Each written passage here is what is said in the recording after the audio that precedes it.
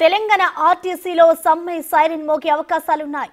RTC పరిరక్షణ ఇతర సమస్యలపై కార్మికులు సమ్మెకు వెళ్లేందుకు సిద్ధమవుతున్నారు. ఆర్టీసీలో విద్యుత్ బస్సులను ప్రవేశపెట్టడాన్ని నిరసిస్తున్నారు. దీన్ని వ్యతిరేకిస్తూ నల్ల బ్యాజ్లతో నిరసన వ్యక్తం చేశారు. ఆర్టీసీ యాజమాన్యం నుంచి ఎటువంటి స్పందన రాకపోతే సోమవారం సమ్మె నోటీసులు ఇచ్చేందుకు ఆర్టీసీ జేఏసీ సన్నద్ధమవుతోంది. కాంగ్రెస్ అధికారంలోకి వచ్చి ఏడాది పూర్తయినా ఎన్నికల మేనిఫెస్టో ప్రకారం ఆర్టీసీని ప్రభుత్వంలో విలీనం చేయకపోవడంపై అసంతృప్తితో ఉన్నారు.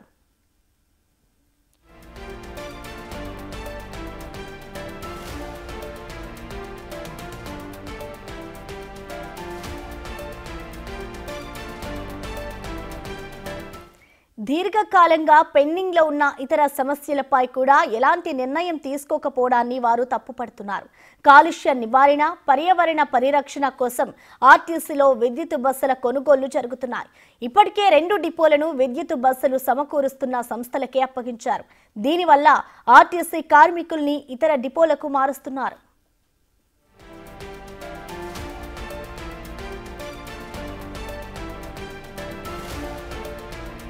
ప్రభుత్వం మహాలక్ష్మి పథకం ప్రవేశపెట్టిన తర్వాత ఆర్టీసీ ఉద్యోగులకు పనిభారం పెరిగిందని జేఏసీ నేతలు చెబుతున్నారు.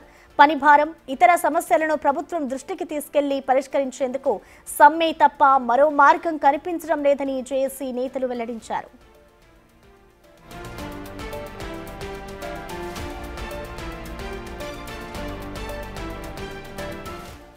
ఈ విషయంపై సోమవారం సాయంత్రం టీఎస్ఆర్టీసీ ఎంప్లాయీస్ యూనియన్ జేఏసీ ఆధ్వర్యంలో ఆర్టీసీ ఎండీకి సమ్మె నోటీసులు ఇవ్వనున్నారు.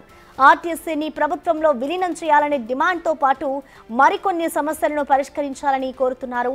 ప్రభుత్వం నుండి సానుకూల నిర్ణయం రాకపోతే మార్చి మొదటి వారం నుంచి సమ్మె చేసే యోచనలో ఉన్నట్లుగా తెలుస్తోంది.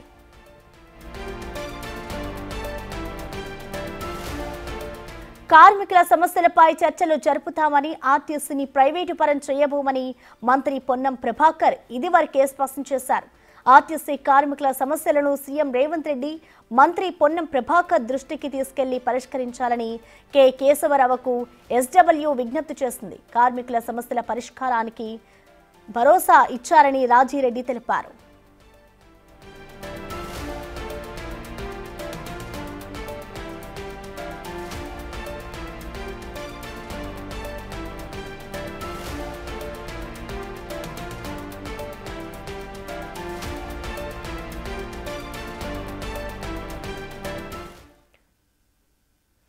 దీనిపై మరింత సమాచారాన్ని మా ప్రతినిధి సాగర్ లైవ్ అందిస్తారు. సాగర్, అసలు ఆర్టీసీ కార్మికుల డిమాండ్స్ ఏంటి?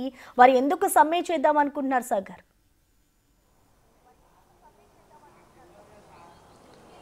ప్రసన్న, ఆర్టీసీ కార్మికులు సమ్మెకు సిద్ధమయ్యారు. తెలంగాణ ఇప్పటికే గతంలో కూడా అనేక పోరాటాలు చేసినటువంటి ఆర్టీసీ కార్మికులు 4 ఏళ్ల అనంతరం కూడా సమ్మెకు పిలిపించినట్లుగా తెలుస్తుంది. ఈ రోజు సాయంత్రం ఆర్టీసీ ఎండీ సజ్జనార్ని కలిసి సమ్మె నోటీస్ ఇవ్వనున్నట్లుగా కూడా తెలుస్తుంది. అయితే ప్రధానంగా ఆర్టీసీని ప్రభుత్వంలో విలీనం చేయడం, దాదాపు 40,000 మంది జీవితాలు కూడా మారుతాయి. ఆర్టీసీ ప్రభుత్వంలో విలీనమైతే ప్రభుత్వ ఉద్యోగులు కూడా ఆర్టీసీ ఉద్యోగులను కూడా పరిగణించాలని చెప్పి వాళ్ళు ప్రధానంగా డిమాండ్ చేస్తున్న పరిస్థితి కనిపిస్తుంది. దీంతో పాటుగా విద్యుత్ బస్సుల కొనుగోళ్లను తాము స్వాగతిస్తున్నామని చెప్తూనే ప్రైవేటు సంస్థలకు కొన్ని డిపోలను అప్పగించడానికి మాత్రం వాళ్ళు వ్యతిరేకిస్తున్న పరిస్థితి మనకు కనిపిస్తుంది. అయితే ఈవీ బస్సుల కొనుగోలు విషయంలో ఇప్పటికే 2 డిపోలను కూడా ఆర్టీసీ వివిధ సంస్థలకు, ఆయా సంస్థలకు అప్పగించినట్లుగా కూడా తెలుస్తున్న నేపథ్యంలో వారు ఆ విషయాన్ని కార్మికులు తప్పుపడుతున్నారు. దీంతో పాటు దీర్ఘకాలికంగా పెండింగ్ లో ఉన్నటువంటి అనేక ఆర్టీసీ కార్మికుల సమస్యలను పరిష్కరించాలని చెప్పి వారు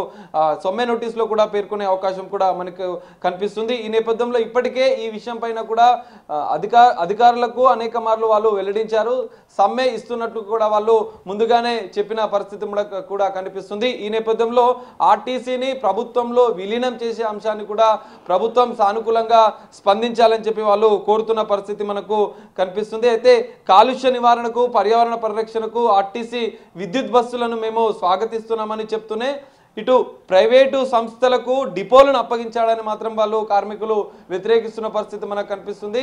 గతంలో రెండు మూడు రోజుల క్రితమే నల్ల బ్యాడ్జీలతో వాళ్ళు నిరసన వ్యక్తం చేశారు. విద్యుత్ బస్సుల కొనుగోళ్లకు ఆ సంస్థలకు డిపోలను అప్పగించడాన్ని మాత్రం వాళ్ళు వ్యతిరేకిస్తున్న పరిస్థితి అయితే మనకు కనిపిస్తుంది. 2 రోజుల ముందే అధికారులకు తమ సమస్యలను వెల్లడించాం, దీనిపైన సానుకూలంగా స్పందించాలని చెప్పి వాళ్ళు కోరుతున్న పరిస్థితి కూడా కనిపిస్తుంది. ఇప్పటికే కేశవరావుని కలిసి ఆర్టీసీ కార్మికుల సమస్యలపైన వివరించినటువంటి కార్మిక సంఘాలు జేఏసీగా ఏర్పడి కూడా సమ్మె నోటీసు ఇచ్చేందుకు సిద్ధమయ్యారు. అయితే ఈ నేపథ్యంలో మనం చూసుకోవచ్చు, గతంలో కూడా అనేక పోరాటాలు చేసిన ఆర్టీసీ కార్మికులు ఎట్టకేలకు తమ సమస్యల పరిష్కారానికి సమ్మె తప్ప వేరే మార్గం లేదనే యోచనలో ఉన్నట్లుగా కూడా వాళ్ళు స్పష్టం చేస్తున్న పరిస్థితి మనకు కనిపిస్తుంది. అయితే ప్రధానంగా చూస్తే ప్రభుత్వంలో ఆర్టీసీ విలీనంతో పాటుగా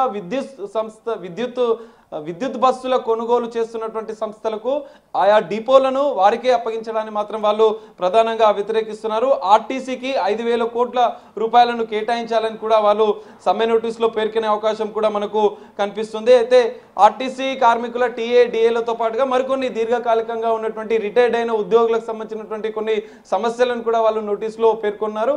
ఈ రోజు సాయంత్రం ఆర్టీసీ ఎండీ సజ్జనార్ని కలిసి సమ్మె నోటీసు ఇచ్చే అవకాశం కూడా కనిపిస్తుంది. నోటీసు ఇచ్చిన అనంతరం కూడా అందులో ఏ అంశాలు పేర్కొన్నారన్న విషయాలను కూడా వాళ్ళు వెల్లడించనున్నారు. ఆర్టీసీ యూనియన్కి సంబంధించినటువంటి అంశంలో కూడా వారు మరో విషయాన్ని కూడా చెప్తున్నారు. ఎందుకంటే ఇప్పటికే ఆర్టీసీ యూనియన్లకు సంబంధించిన ఎన్నికలు నిర్వహించకపోవడం, కొన్ని ఆంక్షలు ఉండడానికి కూడా వారు ఈ నోటీసులో కూడా పేర్కొనే అవకాశం కనిపిస్తుంది.